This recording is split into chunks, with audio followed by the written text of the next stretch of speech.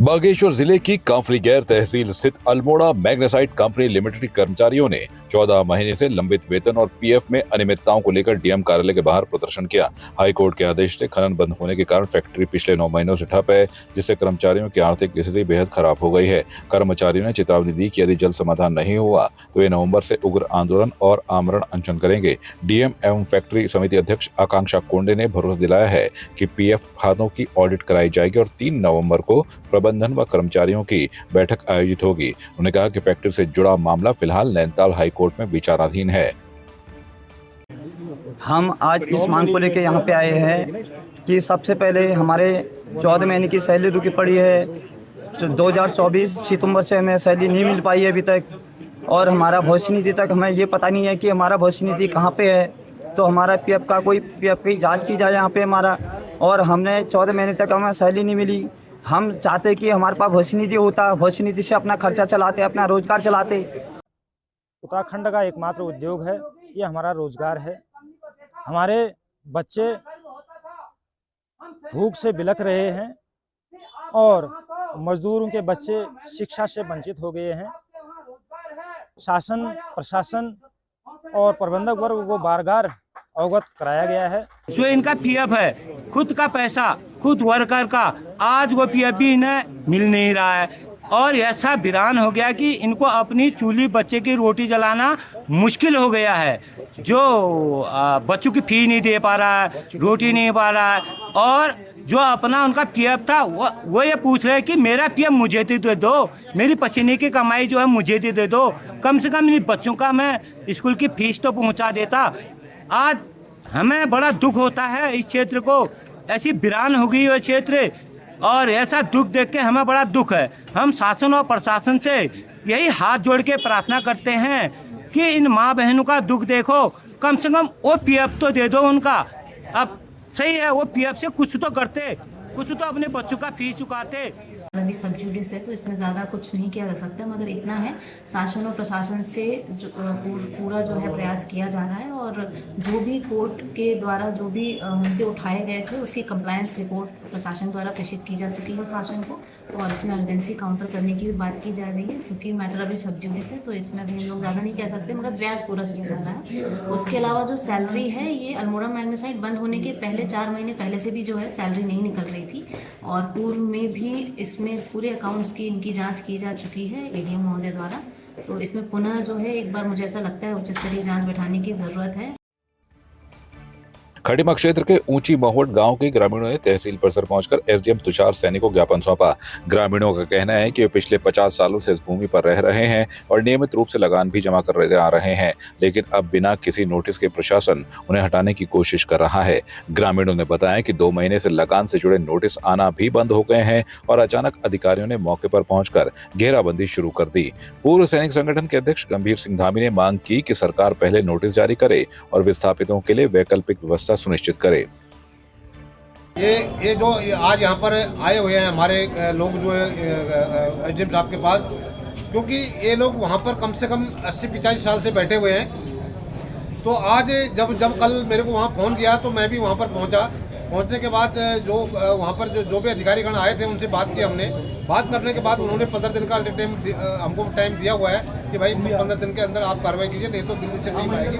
तो इससे पहले हम वो कार्रवाई कर रहे हैं। हमने माननीय एसडीएम महोदय को बता दिया है कि जो दूसरी जगह भी जो ज़मीन है उसको सुनिए। यहाँ पर गरीब लोग बैठे हुए हैं काफ़ी टाइम से, जो कि उनके घर उजड़ जाएंगे, नहीं तो उनको विस्थापित करने के लिए पहले उनको जगह दीजिए, उसके बाद यहाँ पर खाली कराना। ये हमारी आज की मुख्य मांग थी।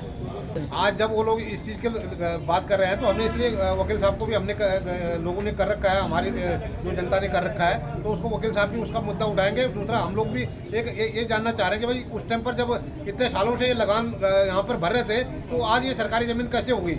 तो जब लगान भर रहे थे तो उसी टाइम जिस दिन बंद हुई उस दिन उनको आगाह करना चाहिए, या इनको सूचित करना चाहिए था कि भाई कि तुम्हारे ऊपर ये कार्रवाई हो रही है। आज अचानक से वहाँ पर आकर के जनता को इस तरह से छेड़ना अच्छी बात नहीं है, और गरीब परिवार हैं, गरीब परिवारों को राहत देना ये सरकार का काम होता है। और सरकार, मुझे आशा है एसडीएम साहब इस तथ्य को दूर करेंगे, हमारे गरीब परिवारों के को देखेंगे और आगे भी उचित कार्रवाई करेंगे इसके ऊपर।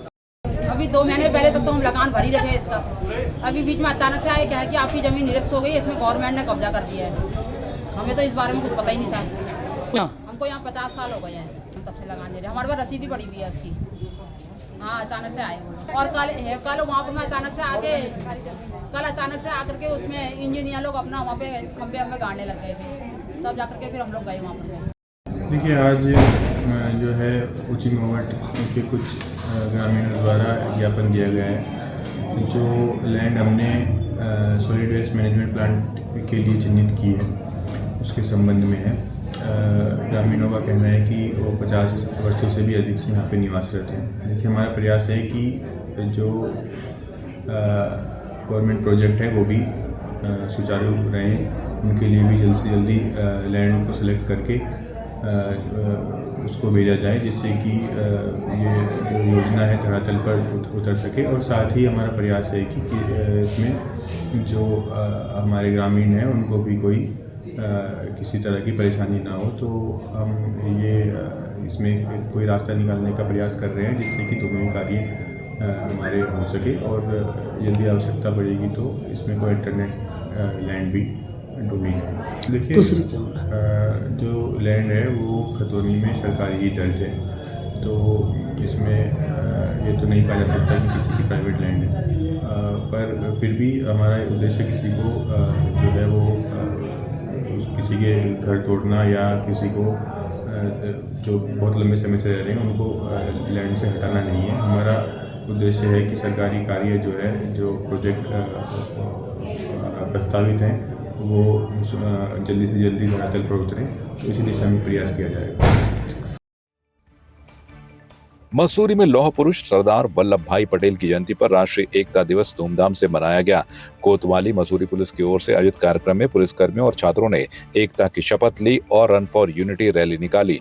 रैली का शुभारंभ पालिका अध्यक्ष मीरा सकलानी ने किया, जो थाना परिसर से शुरू होकर अंबेडकर चौक और कैमल बैंक रोड से होती हुई ग्रीन चौक पर समाप्त हुई। रैली में मानव भारती सनातन धर्म स्कूल, सरस्वती शिशु मंदिर और प्राथमिक विद्यालय लंढौर के करीब 60 छात्र छात्राओं ने हिस्सा लिया। कार्यक्रम में पुलिस ने साइबर अपराधों से बचाव के लिए पंपलेट भी बांटे और लोगों को जागरूक किया।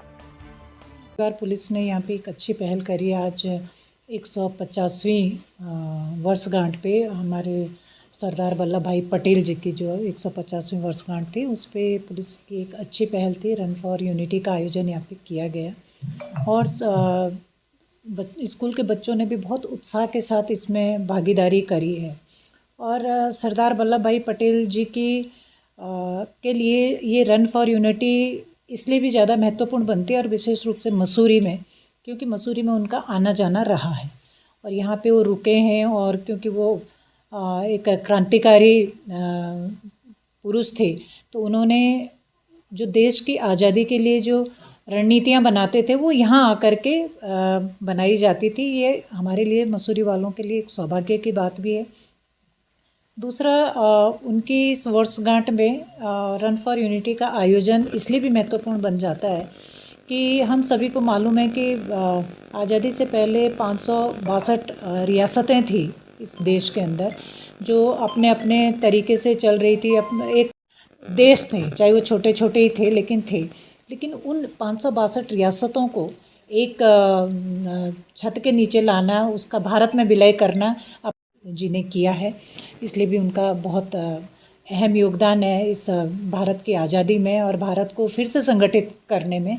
इसलिए मैं बधाई देना चाहती हूँ पूरे मसूरी शहर को, पूरे देश और प्रदेशवासियों को, कि आज पूरे देश में रन फॉर यूनिटी का आयोजन किया जा रहा है। सरदार वल्लभ भाई पटेल की 150वीं जयंती के उपलक्ष्य में पुलिस द्वारा एक रन फॉर यूनिटी, जिसमें स्कूलों के बच्चे तथा नगर पालिका अध्यक्ष और अन्य शहर के सम्मानित आदमी, जिसमें पूर्व नगर पालिका अध्यक्ष और आसपास के जो भी गणमान्य लोग इसमें शामिल हुए। और ये जो हमारे अंबेडकर चौक से और ग्रीन चौक तक एक रन फॉर यूनिटी करके एक दौड़ आयोजित की गई। दौड़ के इसमें जो बच्चे जिन्होंने अच्छा प्रतिवाद किया उन्हें सम्मानित किया गया और पुरस्कार वितरित किया गया। और उसके बाद जो है साइबर क्राइम के संबंध में भी अवगत कराया गया है। लालकुआं में देर रात एक महिला से सरेरात छेड़छाड़ करने वाले 3 युवकों को पुलिस ने गिरफ्तार कर जेल भेज दिया है।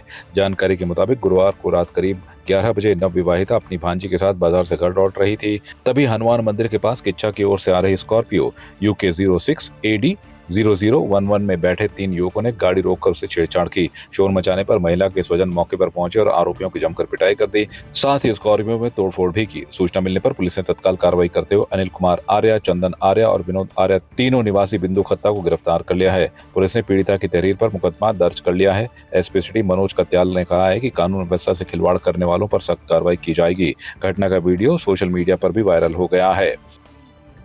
ये एक मामला कल रात लालकुआं थाना क्षेत्र में प्रकाश में आया था, जिसमें एक महिला के साथ छेड़छाड़ की गई थी। इसमें 3 अभियुक्त जो हैं वो इन्वॉल्व थे और तीनों अभियुक्तों को इसमें जो है टीम बना करके हम लोगों ने तत्काल 2 घंटे के अंदर इनकी अरेस्टिंग हम लोगों ने सुनिश्चित की है और इसमें इनके विरुद्ध अभियोग पंजीकृत करके अब इनको माननीय न्यायालय के समक्ष प्रस्तुत किए जा रहे हैं।